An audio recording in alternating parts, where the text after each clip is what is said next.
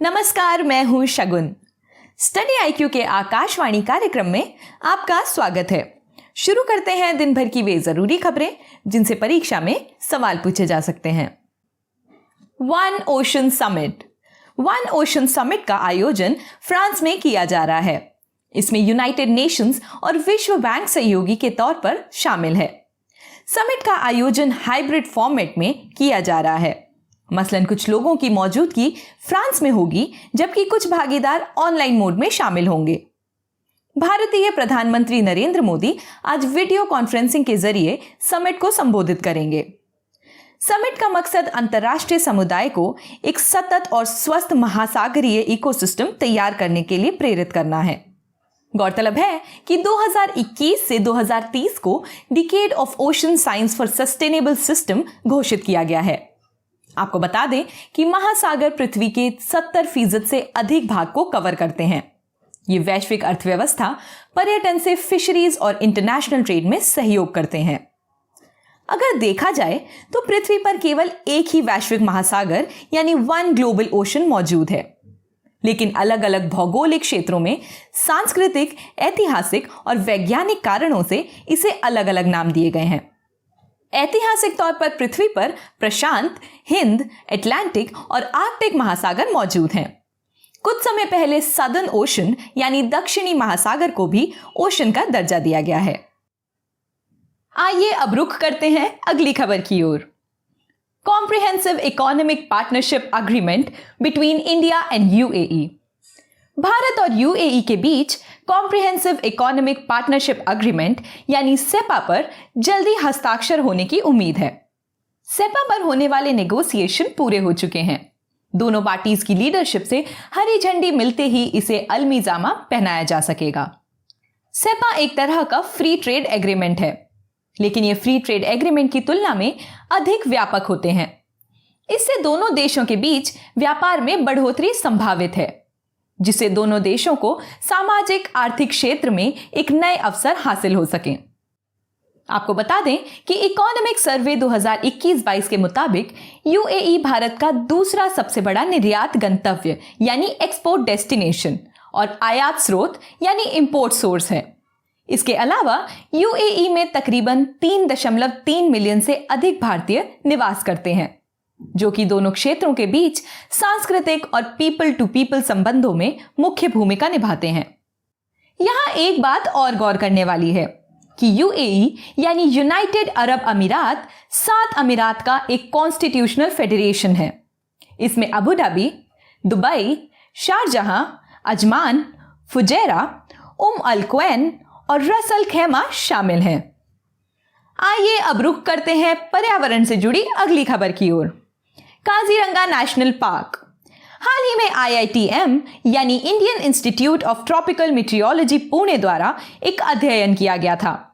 इसमें असम की तेजपुर यूनिवर्सिटी भी शामिल थी। स्टडी के मुताबिक आने वाले समय में नॉर्थ ईस्ट क्षेत्र में वनों की कार्बन अवशोषण की क्षमता कम हो सकती है।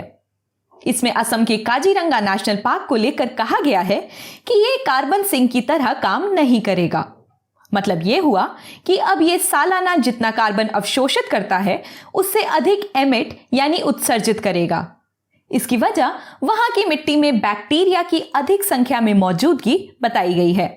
इसलिए काजीरंगा की मिट्टी कार्बन डाइऑक्साइड उत्सर्जित करती है।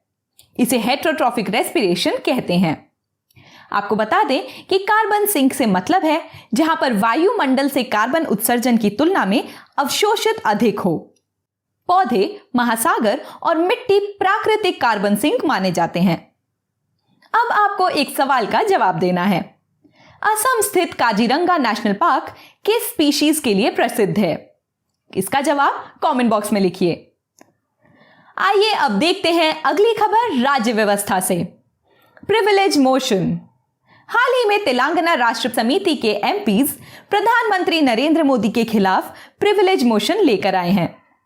दरअसल राष्ट्रपति के अभिभाषण के बाद प्रधानमंत्री नरेंद्र मोदी ने मोशन ऑफ थैंक्स की स्पीच में आंध्र प्रदेश के विभाजन के दौरान संसदीय प्रक्रिया पर सवाल उठाए थे।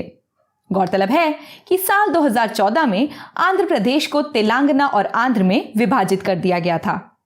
आपको बता दें कि भारतीय संविधान के अनुच्छेद 105 में संसदीय विशेषाधिकार की बात की गई है। इसके मुताबिक दोनों सदन के सदस्यों और संसदीय समिति में भाग लेने वाले लोगों को कुछ विशेष रियायतें दी जाती हैं, जिससे वे अपना काम सुचारू ढंग से कर सकें।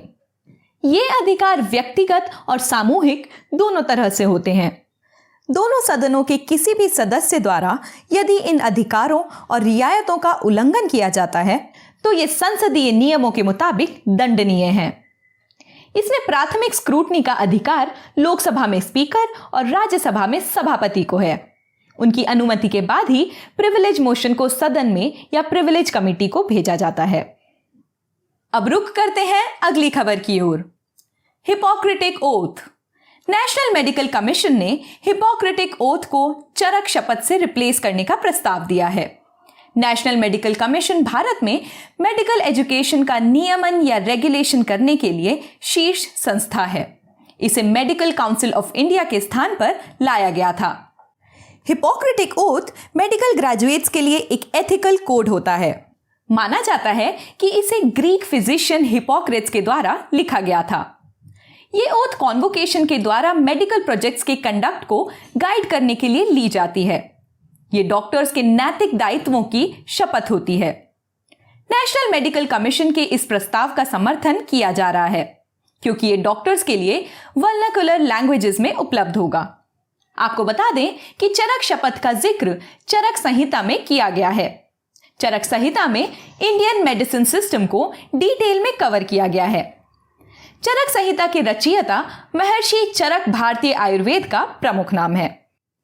आइए बढ़ते हैं आज की आखिरी खबर की ओर। Look Montagnier.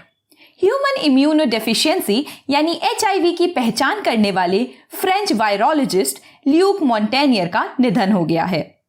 इन्हें साल 2008 में मेडिसिन के नोबेल पुरस्कार से नवाजा गया था। HIV इंसान के इम्यून सिस्टम को टारगेट करता है, जिससे इंसान का डिफेंस सिस्टम कई तरह के इन्फेक्शन से लड़ने में कमजोर हो जाता है। HIV संक्रमित लोगों के शरीर के विभिन्न तरल पदार्थों के आदान प्रदान के माध्यम से फैल सकता है, मसलन रक्त, ब्रेस्ट फीडिंग, सीमन और वजाइनल सिक्रीशंस। गर्भावस्था दौरान एक मां से उसके बच्चे में HIV का संक्रमण भी हो सकता है। भारत सरकार ने साल 2030 तक एड्स के उन्मूलन का लक्ष्य निर्धारित किया है। तो दोस्तों, ये थी हमारी आज की कुछ विशेष खबरें। मिलती हूं कल आपसे इसी समय। नमस्कार।